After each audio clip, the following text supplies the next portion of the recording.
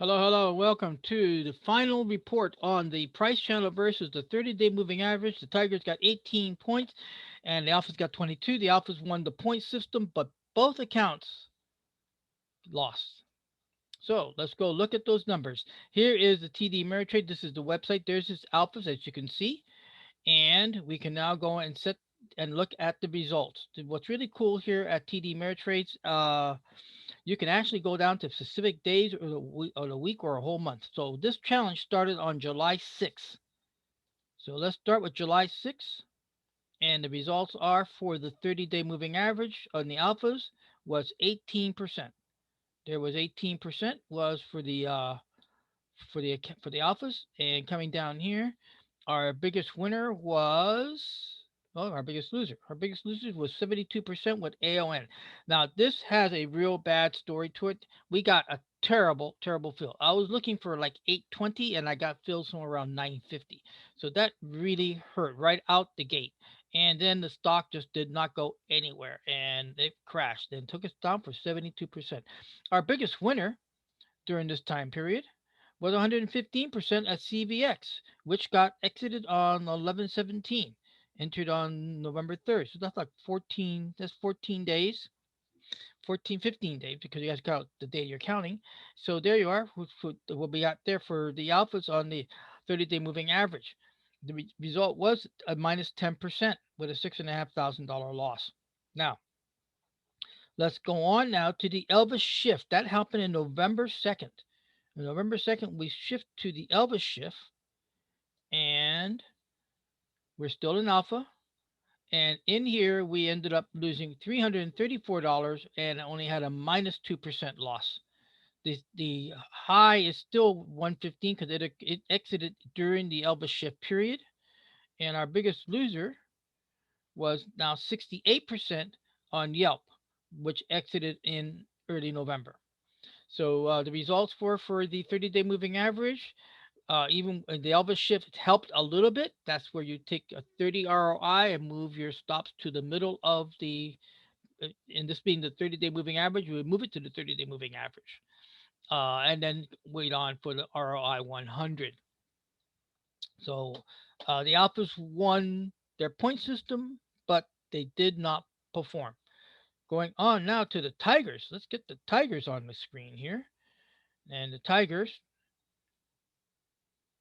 we are in the new year. This all the data is now been wiped clean. You don't lose your money, but all the data is wiped clean. So if you want to know the past data, you got to do the calendar reset. So now we're going to go back to 2020 and we're going to go back to July 6th, which was our start.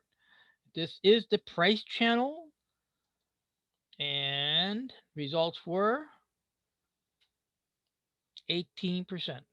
Yes, ladies and gentlemen, the the price channel lost 6,600, which is about a little over $100 more than the 30-day moving average, but it was 18% and a half down as opposed to the 10% thereabouts of the 30-day moving average for the major time period of the July 6th to December. Now, the biggest loser, the biggest loser during this time period was 73% for the Tigers at XLF, right there at 73. And the biggest winner was 114.9 for Duke that exited on the 10/13. So now on November 2nd, we went to the Elvis shift. Remember, this year we were going by the rules. That was it either hit ROI 100 or it hit the lower price channel for exit. The same thing occurred over in the 30-day moving average.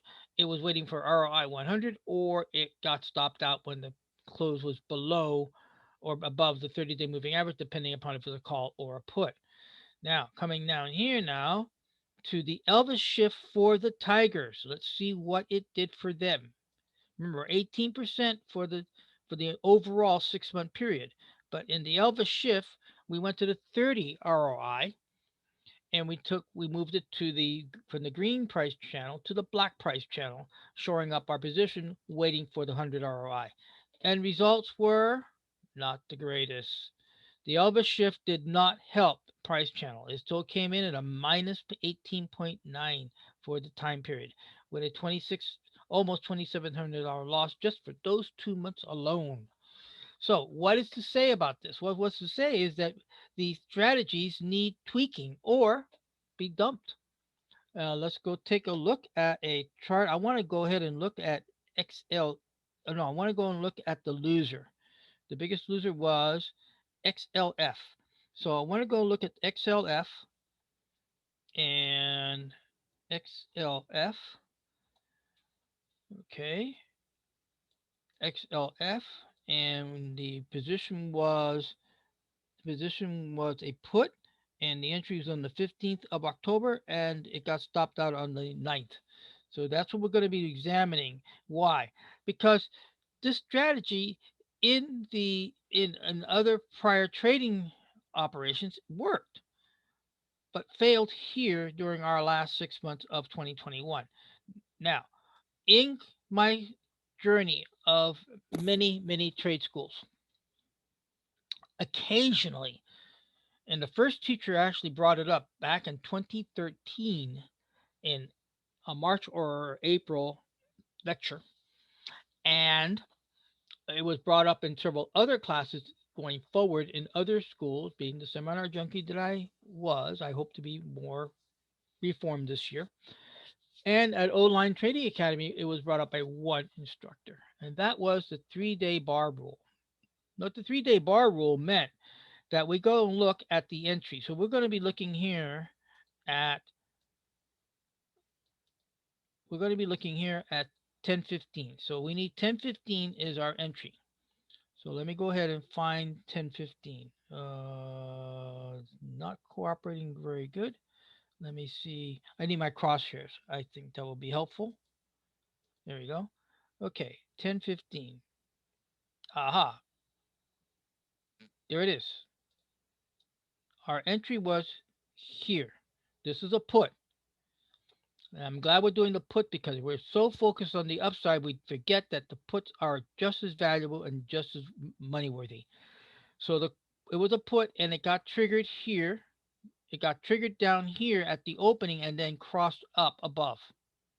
The 3 day rule is you wait for three complete candles, including the candle of the day of your entry, and then you decide which of the three exits you're going to apply to get out. The conservative trader would get out here at the bottom upon open. The moderate trader would get out at last bar high because this is a put. And the aggressive trader would go whoever is the highest point of the 3 bar collective, and that would be the out. And you all would have been out. So the conservative would have been out here with a very small loss. The moderate trader would have been out right in here, and the aggressive trader would have been out here, and that would have been way. The point is that would have saved a 72%.